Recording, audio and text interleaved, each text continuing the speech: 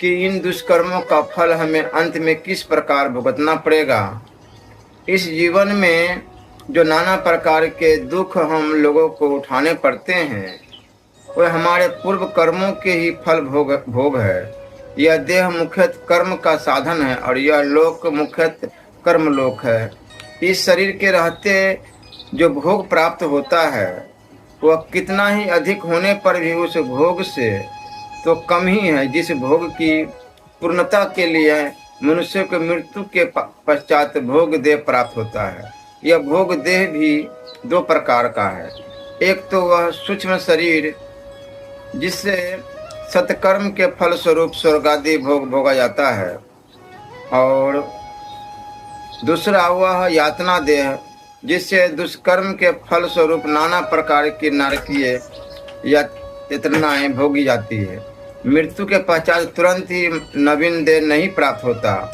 नया देह प्राप्त होने के पूर्व मनोमय और प्राणमय देह से सुकृत दुष्कृत के सुख अथवा दुख रूप फल उसे भोगने पड़ते हैं।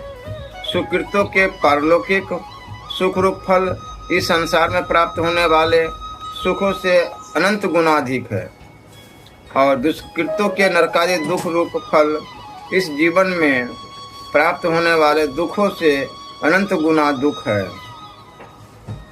धर्मशास्त्रों तथा पुराणों में उन भोगों के भोगने के स्थान नरकों का वर्णन है। यदि मनुष्य को उन नरकों की जानकारी हो तो वह अनेक ऐसे दुष्कर्मों से बच सकता है जिनके अति भीषण परिणामों की कल्पना भी अज्ञान के कारण उसे यहाँ नहीं होती। कुछ लोग तो शास्त्र में वर्णित इन नरकों की बात पढ़ सुनकर इसे असत्य समझने में ही अपनी बुद्धिमान समझते हैं। जैसे बिल्ली को देखकर कबूतर अपनी आंखें मीच लेने में ही अपना समाधान समझ बैठता है, परंतु इस तरह आंखें बंद कर लेने मात्र से न तो कबूतर बिल्ली से बच पाता है और न हम लोग अपने कर्मों के भीषण परिणामों से बच सकते हैं। कुछ लोग यह भी तर्क करते हैं कि मनुष्य जब मर जाता है तब उसका शरीर तो यहीं छूट जाता है, फिर इन दुखों को भोगता ही कौन है। पर वह थोड़ा विचार करे तो उन्हें यह मालूम होगा कि सुख दुख जितने मन और प्राण को होते हैं उतने शरीर को नहीं होते। मरने के बाद मनोमय और प्राणमय कोष तो रहते ही है।